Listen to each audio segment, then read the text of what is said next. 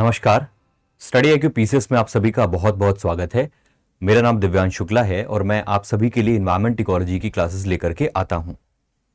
देखिए, एक बहुत ही इंपॉर्टेंट न्यूज़ है जिसको कई सारे न्यूज़पेपर के आर्टिकल्स ने कवर किया है और एक्चुअली एक नासा ने एक स्टडी कराई है और स्टडी में कुछ चौंकाने वाले खुलासे सामने आए हैं। ये खुलासे हमारे इन्वायरमेंट और इकोलॉजी से रिलेटेड हैं, बेसिकली टुंड्रा रीजन से रिलेटेड हैं। देखो, वैसे तो हम लोग कहते रहते हैं कि कोई भी रीजन है, अगर वहां पर ग्रीनरी बढ़ रही है, अगर वहां पेड़ पौधे बढ़ रहे हैं, पेड़ पौधों का साइज बढ़ रहा है, उनका फॉरेस्ट कवर बढ़ रहा है या ग्रीन कवर बढ़ रहा है, तो ये अच्छी बातें होती हैं क्योंकि गवर्नमेंट्स हैं, डिफरेंट डिफरेंट एनजीओज हैं, सब लगे हुए हैं कि हमें अफॉरेस्टेशन करना है, हमें जंगल बढ़ाने हैं, हमें कार्बन सिंक बढ़ाना है ताकि जो ग्रीन हाउस गैसेज हैं, कार्बन डाइऑक्साइड, जो कार्बन का कंसेंट्रेशन एटमॉस्फेयर में बढ़ रहा है, उसको हम कम कर सकें। बट यहां एक रिसर्च नासा की आई है सामने, उसने एक रिपोर्ट दी है कि टुंड्रा जो है वो ग्रीन हो रहा है, हरा हो रहा है। तो वैसे तो लोगों को जनरली अगर आप देखेंगे तो टुंड्रा हरा हो रहा है इन द सेंस कि टुंड्रा में ग्रीन कवर बढ़ रहा है, ये अच्छी खबर होनी चाहिए। लेकिन sadly it's not a good news for us, ये हमारे लिए अच्छी खबर नहीं है, बल्कि ये बैड न्यूज है। और ये बैड न्यूज क्यों है, इसी के बारे में डिटेल में इस वीडियो में हम डिस्कस करेंगे। सबसे पहले तो हम डिस्कस करेंगे कि टुंड्रा रीजन बेसिकली है क्या, किस रीजन को, किस क्षेत्र को, किस एरिया को हम टुंड्रा कहते हैं, उसकी खास बात क्या है, और फिर आखिर ऐसा क्या हो रहा है जिसकी वजह से टुंड्रा में ग्रीन कवर बढ़ रहा है, फॉरेस्ट बढ़ रहा है, या फिर कैनोपी, ट्रीज की कैनोपी का साइज बढ़ रहा है, जो शब्स है वो फुली ग्रोन ट्रीज में कन्वर्ट हो रहे हैं। तो ये तो अच्छी खबर होनी चाहिए, लेकिन ये खराब खबर कैसे है इसको भी हम देखेंगे इस वीडियो में। ठीक है, तो चलिए शुरू करते हैं इस वीडियो को। देखिए, ये इंडिया टुडे का आर्टिकल है, कई सारे न्यूज़पेपर्स ने इसको कवर किया है कि tundra rising temperatures turning Arctic green. जो टेम्परेचर बढ़ रहा है अर्थ का, जो ग्लोबल वार्मिंग हो रही है, उस ग्लोबल वार्मिंग की वजह से आर्कटिक रीजन जो है ये हरा हो रहा है, ग्रीन हो रहा है, इसमें ग्रीनरी बढ़ रही है। अब सोचो, ये तो उल्टा हो रहा है। ग्लोबल वार्मिंग की वजह से हम तो हर जगह कह रहे हैं कि भाई ग्लोबल वार्मिंग की वजह से इन्वायरमेंट पे इंपैक्ट पड़ रहा है, बहुत बुरा असर पड़ रहा है, पर यहां तो हरियाली बढ़ रही है। ऐसा क्यों? देखो, टुंड्रा का ट्रांसफॉर्मेशन समझने से पहले हमको टुंड्रा रीजन को समझना पड़ेगा। टुंड्रा रीजन क्या होता है, अगर इसको हम समझ गए तो हम टुंड्रा का ट्रांसफॉर्मेशन जो हो रहा है इस समय ग्लोबल वार्मिंग की वजह से, इसको भी हम समझ जाएंगे। तो बेसिकली टुंड्रा रीजन जो होता है, ये आप देख पा रहे होंगे इस मैप में, यहां पर जो ग्रीन वाला एरिया है, जो शेडेड एरिया आपको डार्क कलर में दिख रहा होगा, दिस रीजन, ये बेसिकली टुंड्रा रीजन है, जो हरा हरा आपको ग्रीन कलर का दिख रहा होगा इधर भी। तो टुंड्रा रीजन है, अब आप यहां पर देख पा रहे होंगे, ये बेसिकली आइस कैप्ड रीजन रहता है और ये बहुत ही ज्यादा हायर लैटिट्यूड में है, लैटिट्यूड बहुत ज्यादा है, पोल्स के पास होता है। तो टुंड्रा, जैसे हम लोग बायोम जब पढ़ते हैं तो उसमें हम पढ़ते हैं कि ये सीधे इसके टुंड्रा के जस्ट नीचे होता है टैगा वाला रीजन, टैगा, या जिसे हम बोरियल फॉरेस्ट भी बोलते हैं। तो बोरियल फॉरेस्ट बेसिकली टैगा जिसको हम बोल देते हैं, या हम बोरियल फॉरेस्ट बोल देते हैं, ये टुंड्रा के जस्ट नीचे होते हैं, मतलब इक्वेटर साइज जब हम बढ़ेंगे, इक्वेटर वर्ल्ड हम लोग बढ़ेंगे तब। तो जो बोरियल रीजन होता है, जो टुंड्रा होता है, इसकी खास बात क्या होती है? तो बोरियल रीजन में बेसिकली, बोरियल की अगर हम बात करें तो यहां पर पाए जाते हैं बोरियल फॉरेस्ट, और बोरियल फॉरेस्ट जो होते हैं इनमें होते हैं कोनीफेरस ट्रीज, और जो कोनीफेरस ट्रीज हैं उसमें पाइन हो गया, स्प्रूस हो गया, है ना, बर्च हो गया, ये सब पाए जाते हैं। पाइन, बर्च, स्प्रूस, ये सब मिलते हैं हमको कहां पर? ये सब मिलते हैं हमको टैगा रीजन में, जिसको हम बोरियल फॉरेस्ट भी बोलते हैं। बट टैगा रीजन के जैसे ऊपर हम और बढ़ेंगे पोल की तरफ, बिल्कुल पोल्स में नहीं जाना है, बिल्कुल पोल्स में तो हमें बिल्कुल आइस मिलेगी, सिर्फ उसके जस्ट नीचे, मतलब टैगा और पोल्स के बीच वाला जो रीजन है, वहां पर हमको मिलते हैं कौन? बोरियल फॉरेस्ट, सॉरी, ये टुंड्रा के फॉरेस्ट। और टुंड्रा फॉरेस्ट नहीं होते बेसिकली, टुंड्रा एक लैंडस्केप है जिसमें आप जो लैंड देखेंगे वहां टेम्परेचर काफी कम होता है, और जो समर होता है ना, समर सीजन, वो बहुत शॉर्ट होता है। जैसे हमारे यहाँ समर देखते हैं इंडिया में, तो समर का सीजन जो होता है 7 महीने 8 महीने तक समर सीजन रहता है हमारा, मतलब, और विंटर्स होती है बहुत शॉर्ट होती हैं। यहां पर क्या है, समर बहुत शॉर्ट होती है, और समर में भी जो टेम्परेचर मैक्सिमम जाता है वो कितना जाता है? तो हार्डली यहां पर पॉजिटिव टेम्परेचर जाएगा, अदरवाइज नेगेटिव ही रहता है। तो यहां समर्स भी जो होती हैं 0 डिग्री, 1 डिग्री, 2 डिग्री मैक्सिमम चला जाएगा ऐसे। तो जो टुंड्रा रीजन है यहां पर टेम्परेचर रेंज बेसिकली -34 -35 ऐसे रहता है जनरली। तो मोस्टली तो ये आइस कवर रीजन होता है, बट समर सीजन में क्या होता है, जब आइस कवर हटता है तो श्रब्स वगैरह, लाइकन्स, मॉसेस, ये सब यहां पर मिल जाएगा, आपको निकल आएगा। तो टुंड्रा रीजन जो होते हैं बेसिकली, अब हो क्या रहा है यहां पर टुंड्रा में, ऐसा चेंजेस क्या हो रहे हैं, तो टुंड्रा रीजन जो हो रहा है बेसिकली, ये टॉलर और ग्रीनर यहां पर वेजिटेशन आने लगा है। अभी तक मैंने बताया ना आपको कि यहां पर लाइकन्स हैं, मॉसेस हैं और बहुत छोटी छोटी श्रब्स हैं, झाड़ियां हैं, लेकिन अब यहां पर टॉलर श्रब्स मिलने लगे हैं, कुछ ट्रीज भी मिलने लगे हैं और ग्रीनरी बढ़ रही है। इसका सीधा सीधा इशारा एक तरफ है कि ग्लोबल वार्मिंग की वजह से जो आइस कवर्ड सरफेस रहता है हमेशा, वो आइस कवर हट रहा है, और आइस कवर हटने की वजह से जो लैंड है वो एक्सपोज हो रही है, वो खुल रही है। और जब जमीन खुल जाएगी, उसके ऊपर की बर्फ धीरे धीरे पिघल जाएगी, तो फिर ग्रीन वेजिटेशन को ज्यादा समय मिल पाएगा ग्रो करने के लिए। यानी इसलिए ये अच्छी बात बिल्कुल भी नहीं है। क्यों? क्योंकि ग्लेशियर जो है वो रिसीड कर रहे हैं, पीछे की तरफ जा रहे हैं, इससे ये पता चल रहा है। अब ग्रीनरी बढ़ रही है तो अच्छी बात होनी चाहिए कि कार्बन सिक्वेस्ट्रेशन होगा, कार्बन सिंक बनेगा, ज्यादा कार्बन यहां पर, क्योंकि पेड़ पौधे जब होते हैं अपने थ्रू आउट लाइफ ग्रो किया करते हैं, तो वो एटमॉस्फेरिक कार्बन डाइऑक्साइड को इंटेक करते हैं, इंटेक करके अपने अंदर स्टोर कर लेते हैं कार्बन को। तो वो कार्बन जब तक उनका जीवन रहता है तब तक उनके अंदर स्टोर रहता है। और दूसरी बात है कि अगर मर भी जाएंगे टुंड्रा में जो पेड़ पौधे, इनकी पत्तियां या स्ट्रब्स वगैरह, तो ये इतनी जल्दी कार्बन रिलीज नहीं करते हैं, बिकॉज यहां टेम्परेचर बहुत कम होता है। तो टेम्परेचर कम होने की वजह से यहां पर बैक्टीरियल एक्टिविटी बहुत अच्छे से नहीं हो पाती, और बैक्टीरियल एक्टिविटी अच्छे से नहीं होने की वजह से उनका डिकम्पोजिशन, जो डिकम्पोज नहीं हो पाते हैं अच्छे से, बहुत जल्दी से, तो इस वजह से वो कार्बन बहुत लंबे समय तक वहां पर सीक्वेस्ट्रेट होकर के रहता है, वहां पर बंद करके रहता है, आप ये कह सकते हैं। तो ये जो लैंडस्केप है, टुंड्रा के जो वेजिटेशन वाले कवर, वेजिटेशन कवर एरिया है, ये बेसिकली टॉलर होता चला जा रहा है, ज्यादा बड़े पेड़ यहां पर अब ग्रो करने स्टार्ट हो गए हैं, और ये जो हरियाली है ये पोल की तरफ बढ़ रही है। तो ये यहां पर अच्छी बात नहीं है। क्यों? क्योंकि ये तभी पोल की तरफ बढ़ पाएगी जब आइस कवर जो होगा सरफेस से वो कम होता रहेगा। तो नासा ने ऐसी स्टडी करी है। अब देखिए इसमें बेसिकली टुंड्रा रीजन की खास बात क्या होती है। टुंड्रा रीजन जो होता है ये आपका पोलर रीजन के जस्ट नीचे पाया जाएगा। अब टुंड्रा भी तीन तरह के होते हैं। एक को बोलते हैं हम आर्कटिक टुंड्रा, जो आर्कटिक सर्कल के पास है, ये वाला, ये आर्कटिक टुंड्रा होता है। फिर ये अंटार्कटिक टुंड्रा है, जो अंटार्कटिक हमारा द्वीप है उसके जो आप कह सकते हैं इक्वेटर वर्ल्ड, जो छोटा सा थोड़ा सा ग्रीन वाला एरिया आपको दिख रहा होगा, ये हो जाता है अंटार्कटिक टुंड्रा। और एक होता है अल्पाइन टुंड्रा। इनके सबके बारे में पढ़ लेते हैं थोड़ा सा। तो टुंड्रा में हमने देखा कि तीन तरह के tundra, Arctic tundra, alpine tundra और अंटार्कटिक टुंड्रा। तो आर्कटिक टुंड्रा का मतलब हमने बताया आपको, जो आर्कटिक सर्कल के आसपास टुंड्रा वाला रीजन है। और अल्पाइन टुंड्रा का मतलब जैसे कोई माउंटेन है ना, तो माउंटेन में भी हमने देखा कि यहां पर ट्रॉपिकल टाइप की वेजिटेशन पाई जाती है।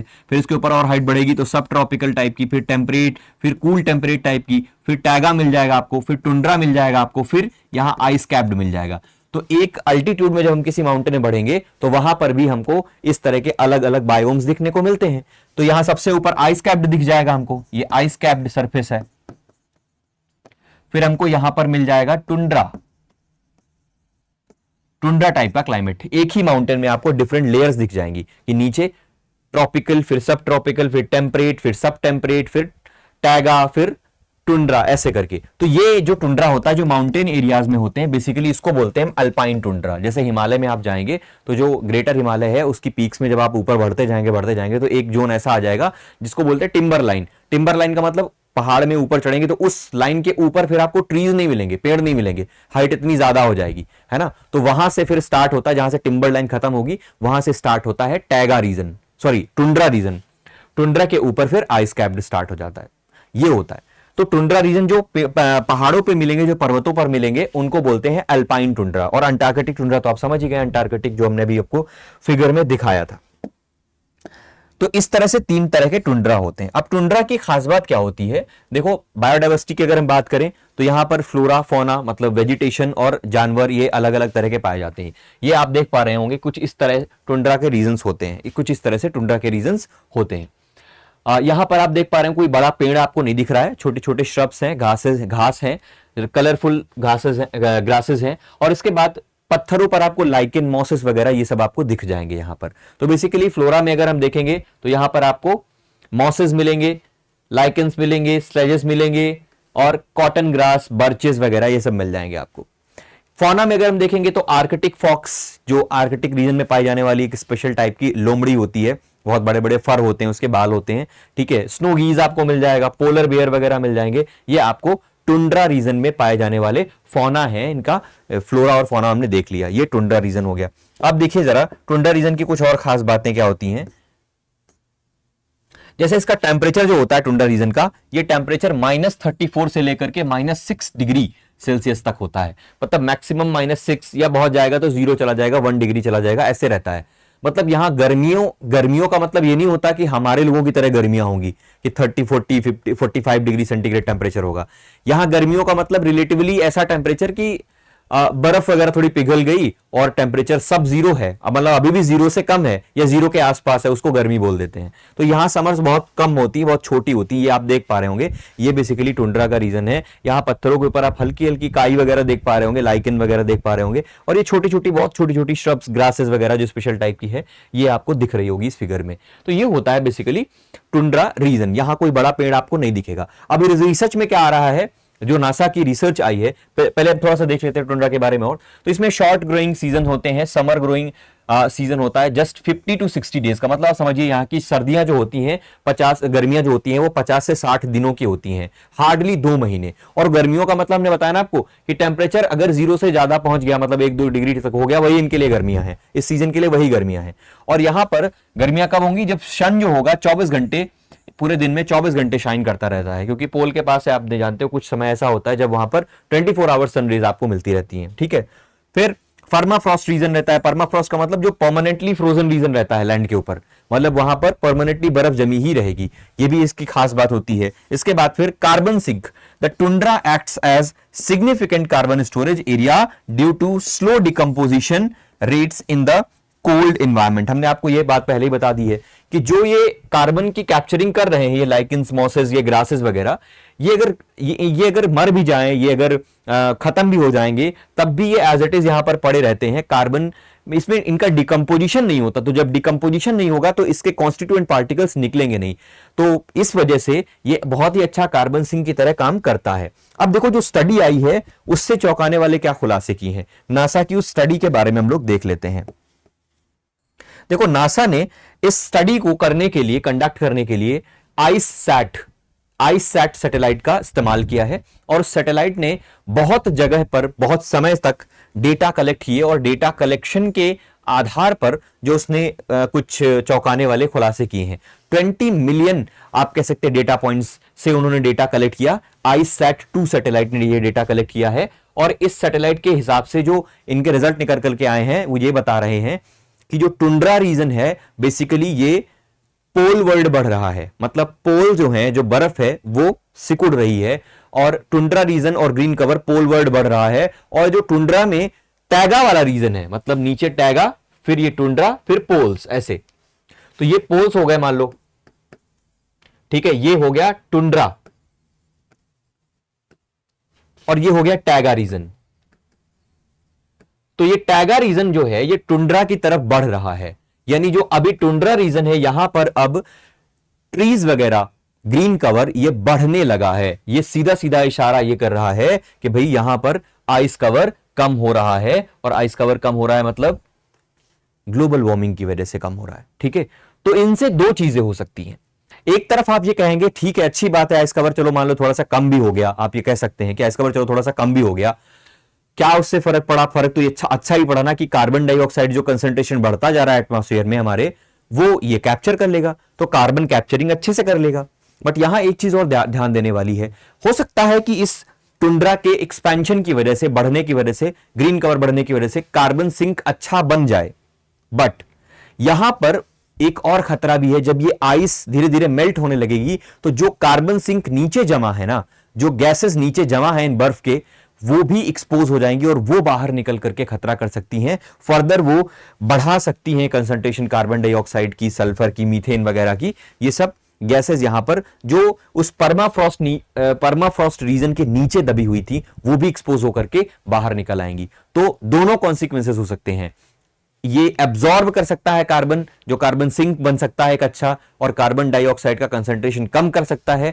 और दूसरा इसका इफेक्ट ये भी हो सकता है कि परमाफ्रॉस्ट के नीचे जो कार्बन डाइऑक्साइड फंसी हुई है और भी डिफरेंट काइंड की गैसेस फंसी हुई हैं वो रिलीज हो सकती हैं, इसकी वजह से फर्दर ग्लोबल वार्मिंग बढ़ सकती है। इसके अलावा जब परमाफ्रॉस्ट रीजन जब कम हो जाएगा और तो एल्बिडो इफेक्ट कम हो जाएगा। एल्बिडो का मतलब ऐसा, जब लाइट जो होती है किसी बहुत ही ज्यादा चिकने और वाइट टाइप के सरफेस से, जैसे आइस कवर्ड सरफेस से ऐसे टकराती है सनलाइट, तो वो वापस उसको रिफ्लेक्ट बैक कर देता है, तो हीट एब्जॉर्ब नहीं करता, वापस से उसको रिफ्लेक्ट कर देता है, इस वजह से टेम्परेचर कम रहता है। बट अगर परमाफ्रॉस्ट कम हो गया तो एल्बिडो इफेक्ट कम हो जाएगा, और एल्बिडो इफेक्ट कम हो जाएगा अगर, तो वापस से ग्रीन हाउस इफेक्ट जो है वो और ज्यादा बढ़ जाएगा, अर्थ और ज्यादा हीट को एब्जॉर्ब करने लगेगी। तो ये इस स्टडी से निकल करके सामने बात आई है जो कि नासा ने कंडक्ट कराई है, और ये पब्लिश हुई है, एक रिसर्च पेपर है nature communication earth and environment में, इसमें ये स्टडी पब्लिश की है। ठीक है, तो हमेशा ऐसा जरूरी नहीं कि ग्रीन कवर बढ़ रहा है तो उसके पॉजिटिव इफेक्ट ही होंगे। बहुत जगह ऐसा देखा गया कि ग्रीन कवर बढ़ने के नेगेटिव इंपैक्ट भी आ रहे हैं, जैसे ये एक एग्जाम्पल है। ठीक है, तो नेचर को एज इट इज छोड़ दो, जैसा वो है वो अपने आप से खुद को बैलेंस कर लेगा, है ना। अगर हम ज्यादा इंटरवेंशन करेंगे, हमको लगता है कि हम ज्यादा फॉरेस्टेशन कर देंगे, ज्यादा पेड़ लगा देंगे, वो भी कहीं ना कहीं खतरा बन जाते हैं। ठीक है, तो हमारी आज की वीडियो में इतना ही। अगर कोई नई रिसर्च, कोई नई रिपोर्ट, कोई नई स्टडी या कोई नई न्यूज किसी पर्टिकुलर रीजन के बारे में एनवायरमेंट इकोलॉजी से संबंधित आती है तो हम जरूर उसके लिए वीडियो लेकर के स्टडी IQ PCS चैनल में आते हैं। स्टडी IQ PCS से जुड़ने के लिए आप सभी का बहुत बहुत धन्यवाद।